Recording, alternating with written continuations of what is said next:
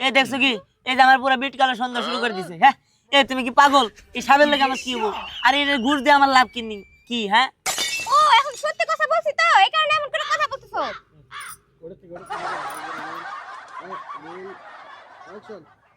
হ্যাঁ, আমি তোমার ঘুষ টুস কোনো কিছু দিবার পারবো না। তুমি দয়া করে আল্লাহর রস্তে কেরাটু পূজাও যে তোমার লগে আমার লগে কোনো সম্পর্ক ছিল না। তুমি একটা সাপ, আমি একটা মানুষ। সাপ আর মানুষ। তুই চুপ থাক, তোর আর একটা কথা বলতে হবে না, আর ওরও কোনো কথা বলতে হবে না। যা বুঝার আমি বুঝা গেছি। এই চল। আবার কি বুঝলো? ব্যাগটা তো নিবার। দেখ রাখুন, চল। আমি এক্ষুনি আমার ভাইয়ের কাছে যা সবকিছু বলে দেবো। তোর মতো একটা খারাপ লোকের সাথে আমি জীবনেও সংসার করবো না। আগে শুনছি ছেলে মানুষ নাকি মহিলা মানুষের সাথে সম্পর্ক করে, এখন তো দেখতেছি তুই একটা জঙ্গল সাপের সাথে সম্পর্ক করছস।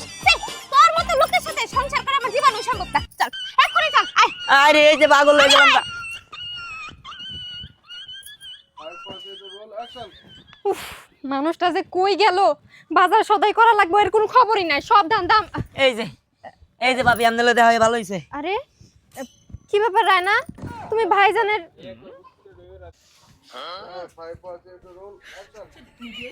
উফ, আর ভাল লাগে না, মানুষটার কোথাও পাইতাছি না, সব চিন্তা যেন আমার। এই যে ভাবি লয়ে দেওয়া হয়ে গেছে।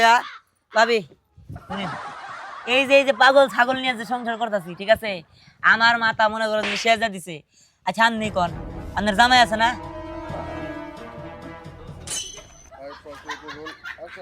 আচ্ছা আপনার কি জামাই আছে না? তাই কোন। হ্যাঁ আছে। আপনার জামাইরে কি আপনি কবেন যে আপনি একটা জঙ্গলের পশু দিয়ে কি আপনার জামাইরে সন্দেহ করবেন? হ্যাঁ, এরকম মন মানসিকতা নিয়ে কি চলে? পুরো রাস্তাটা কত মানুষজন ছোট থেকে নিয়ে মুরব্বী হিল্লার সামনে কলার ধরে টানে নিয়ে আমার পেতা বানা লাইছে। এই তোমারে বলবো না তো কি করব? আমার ভাইয়ের পিছনে তো সাপ ঘুরে না, কিন্তু তোমার পিছনে তো সাপ ঘুরে। এই কি ব্যাপার রায়না, তোমরা রাগারাগি করতেছো কেন? তোমাদের কথার আগা মাথা তো আমি কিছুই বুঝতেছি না। রায়না, নতুন বিয়ে হয়েছে তোমাদের, এইভাবে যদি ভাইজান রে। রায়না, তোমাদের তো নতুন বিয়ে হয়েছে, এখনই যদি জামাইয়ের কলার ধরে টানতে নিয়ে আসো, তাহলে লোকজন কি করবো কত? আচ্ছা বোন, তুমি আমাকে বুঝাই কত, তোমার কি হয়েছে? ঝগড়া হয়েছে নাকি?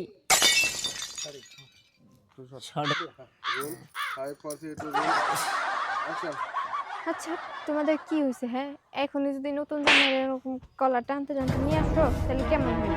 আচ্ছা তোমাদের কি হয়েছে? ঝগড়া হয়েছে নাকি? হ্যাঁ, ভাবি আর বলো না, জানো ও আসলে একটা খারাপ। বিয়ের পর থেকে কি একটা সাপের পিছনে ঘুরে, ওই সাপের জন্য আমি ঠিকমতো বাসর ঘরে ওর সাথে থাকতে পারি নাই। হ্যাঁ, ওই সাপটার তো আমি টিয়া দিয়ে ভাড়া করে নিছি, আমার পিছে থাকবো যত সব। ওই সাপ আমার পিছে আইলে আমি কি করবো? আর ওই সাপের লয়ে কোনদিন মানুষের সম্পর্ক আমি ভাবি কোনছে কেন আর কোনো পিছনে তো যায় না, খালি তোমার পিছনেই যায়। হয়তো বাবা এই সাপের সাথে প্রেম করছিল, এই কারণে তোমার পিছনে। আল্লাহর মাথাই নষ্ট, বুঝলাম না আমি কাহিনীটা। এ ভাবি, এ আমনে করে যে পাগল ছাগল না রাখা দেনছে, এই যে ব্যাগটা নিয়ে আইছি, আমি আমার মতো বাইতে জায়গা।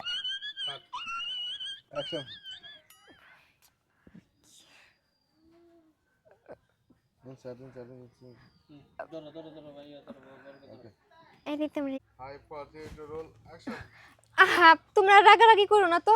শোনো রায়না, রাস্তার মধ্যে এরকম চিৎকার চেঁচামেচি। ভাইজান, আপনি আর রাগারাগি করেন না। এই রায়না, তুমি থামো তো। রাস্তার মধ্যে এরকম করে চিৎকার চেঁচামেচি করলে লোকজন মন্দ হইব। চলো বাড়িতে চলো, বাড়িতে গিয়া তারপরে এই ব্যাপার বুঝতেছি কিসের সাপ, আর ওই সাপুরিরা কই থাকে এই সাপ ধরার ব্যবস্থা করতেছি। চলো। হ্যাঁ, নন তাই নন। চলো ভাবি, চলো। আরে না, দাও আমার কাছে দাও। তোমরা হইতেছো আমাদের বাড়ির মেহমান, তাই তোমাদের নিতে দেবো। চলো।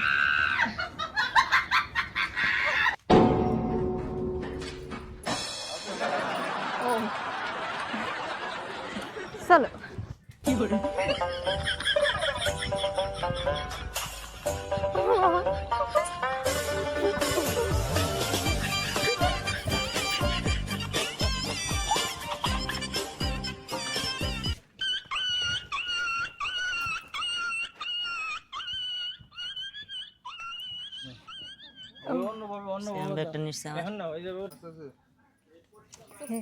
হে কে?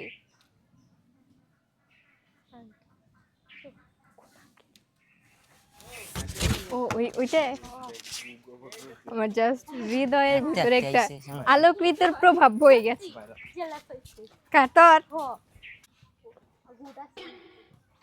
আর লাগবে আমার।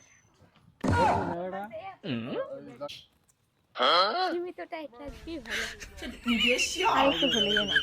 না ওই যে মাঝে মাঝে লুজ হয়ে যায় যে এই কথাটা বলবো লুজ যদি হবো না আমি আরো এটাকে শক্ত বক্ত করবো।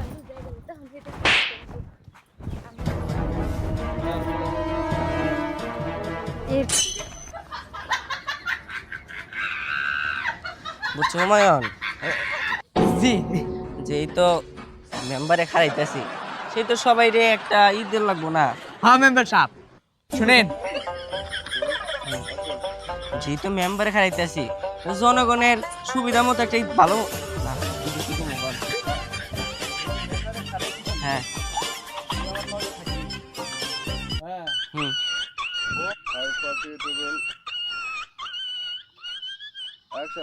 শোন হুমায়ুন, শোন হুমায়ুন, যেহেতু মেম্বারে খারাইতেছি, তোর গম চাল ডাল সবকিছু তো মারবো, বুঝছ না?